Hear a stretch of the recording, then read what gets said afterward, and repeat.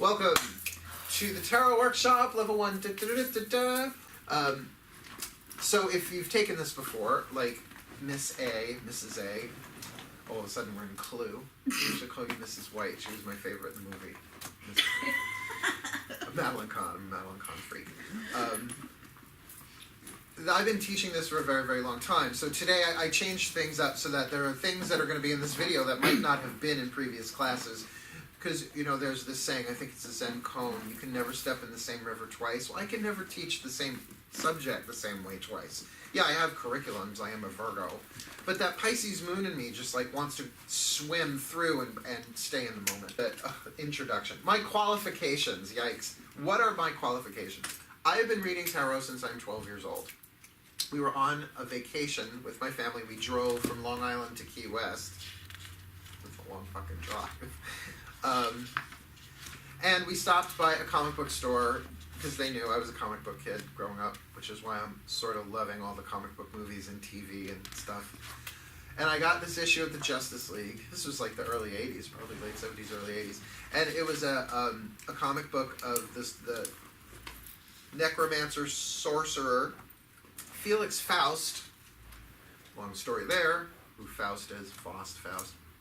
And he used tarot cards to attack the Justice League. So, of course, you know they were using the Devil card and the Death card, like all the fucking scary ones. And the Fool card, which is not terribly scary. And he would point the card at them, and then the characters would leap off the cards and attack them. So, I was fascinated. I was like, what are those? I'd never seen them before. I had some experience with the Gypsy Witch cards, if you're familiar with them. You know, the little orange pack deck. So I kind of knew that you could fortune tell through cards. So by the time we had gotten down, it was a really long drive, by the way, to Key West, I was staying in my room. And you know how you're in a hotel and you pull out the drawer and they have all those pamphlets? You know, there's the Bible, and then there's like all these brochures for go here, go there. So I'm flipping through one of the brochures, and I see that word tarot and a little quarter-page ad with a pentacle and a cup and a sword and whatever for a little mystical shop, a little magical shop in Key West. Well, I annoyed the crap out of my mother for 4 days to take me there. Please, Mom, please, Mom, please, Mom. Like, called, drawn. Why? Why do you want to go there? So finally I wore her down. My mother's a Cancerian. I am a Virgo. So I can wear somebody down. Virgo is mutable earth, sand. So you give me enough time, I will wear somebody down. So I wore down her show a little bit. We walked there. She wouldn't go in. She sent me in with money. And I came out with my first deck of cards, the Rider-Waite Tarot, which all of the first-time students get this. Obviously, first-time students that are doing this on video on demand, I am not shipping them one of these, but this is the tarot deck that we use for symbolism. But I started reading. I started reading people in my family, and on our way back up to New York, I would read other family members, because we had kind of family spread throughout, and just watching their heads bug out of their eyes. I was reading from the book, but just even that, I was hooked. It was like a new drug, new, really cheap drug. And the more I did it, the more I would get those responses. So you have to imagine little 13-year-old Mark going to parties, like, you know, birthday parties and stuff, with my deck of cards. And I had a wooden cigar box that had my cards in them. And the parents were like, well, can you read me?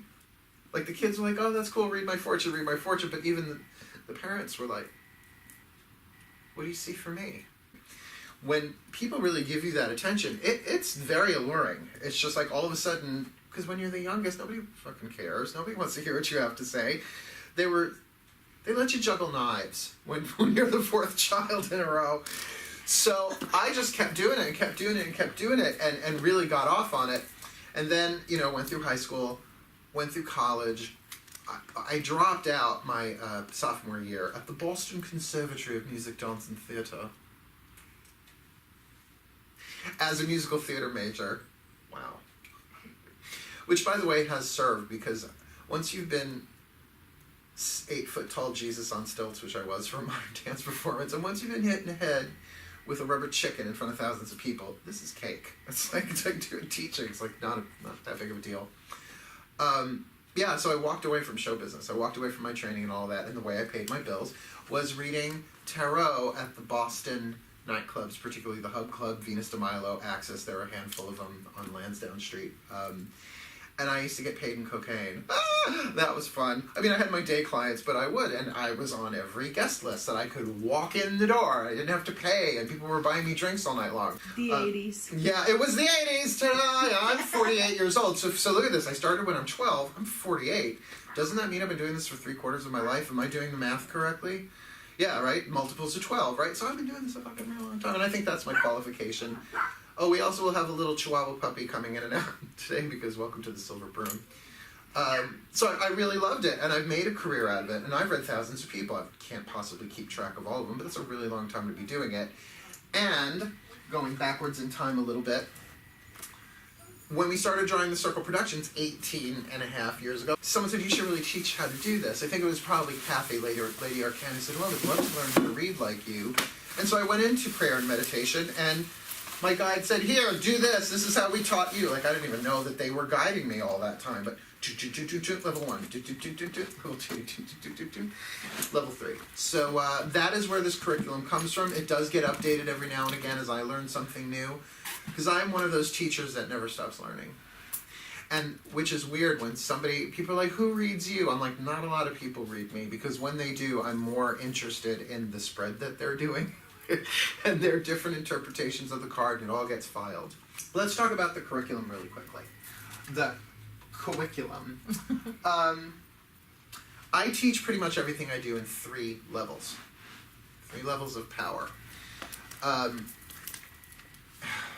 Magic, miracles, mysticism. That's like one of the courses that I teach. But even people walking in the door, if I started with mysticism, if I started with saying, well, the world is an illusion, and you're the dreamer of the dream, they'd be like, yeah, I just came in for candles, and out they go. So most people coming in the door, and by the way, that is the truth. People come in the door, they're looking for candles and crystals and herbs, oh my. They're coming for the magic. And magic is the literal level, the first level. And today we're going to be talking about the first level. This is the first level workshop. In this context, we're going to be talking about the intellectual aspect, or, I always have to make sure I do this right, or the left-brained. The linear. This is called the Brain Drain Workshop. I've turned people into temporary zombies in this workshop because there's so much data. That's why once you pay for one of these levels for tarot, you can come back free forever. That's just how I do it, because there's always, I couldn't possibly have absorbed all of that. Well, your subconscious mind did. That's level 2. But this way you can come back and ask questions, and I love the alumni. I want to talk about them when I'm done with that. So that's level 1. Level 2 is the miracles level, and that has to do with the world behind your eyes. It's a psychological level. And I find that what's really funny, if you work that second level of power, that first level of power, so if you're kind of cleaning up the interior world, then your exterior spells work a lot better because you're not resisting them. So level 2 for the tarot is the intuitive. So level 1 is this. Left brain, literal thinking, intellectual. Level 2 is that. It's right brain, it's the intuitive, the emotional, the creative. And that's really, really fun stuff. It is actually my favorite level. But if I started there with the intuitive stuff, without going through the essential language of the tarot, the intellectual stuff, it really wouldn't help. It might help in other types of divination, but with tarot, it's good to know the language. Okay, the third level is the spiritual, is the symbolic, is usually the student's favorite class.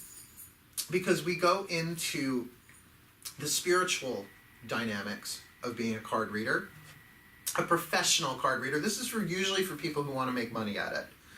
And because I've been doing it so long, I'm paying my bills with it for so long, they say those who can't teach, I can. And I teach. Like, I'm going to give you the best that I've got. And in that third level, the first part of it is about how to prepare yourself spiritually.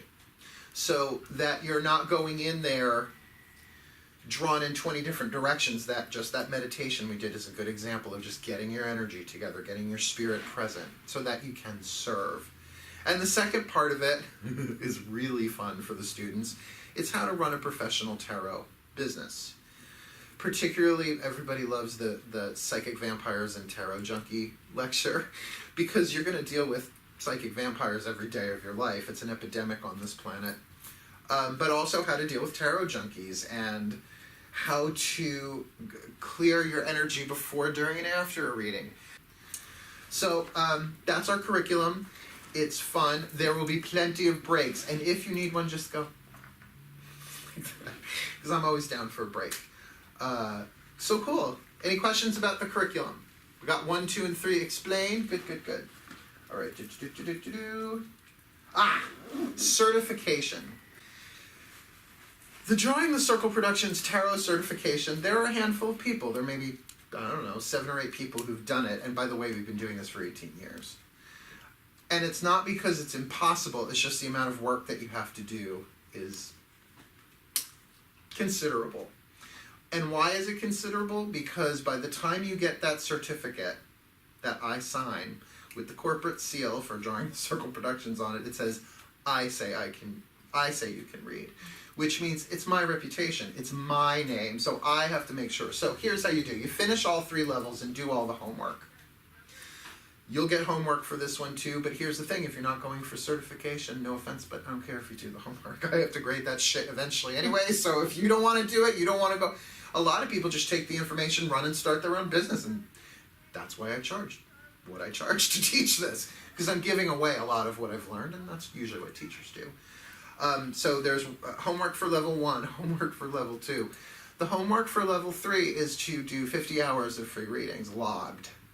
And I learned that from massage students, that they have these thing called soap notes, which I'm not asking for a soap note. I looked at a sheet of soap notes and I was like, okay, I never want to be a massage, because they have to write down every stroke, every motion, how the blood moved, all of that. You just have to write down who you read, how long the reading was, and how it went. Like, I don't even want to know the details of what was in the reading. After 50 hours of community service, you then take the final exam, and guess what the final exam is? You read me.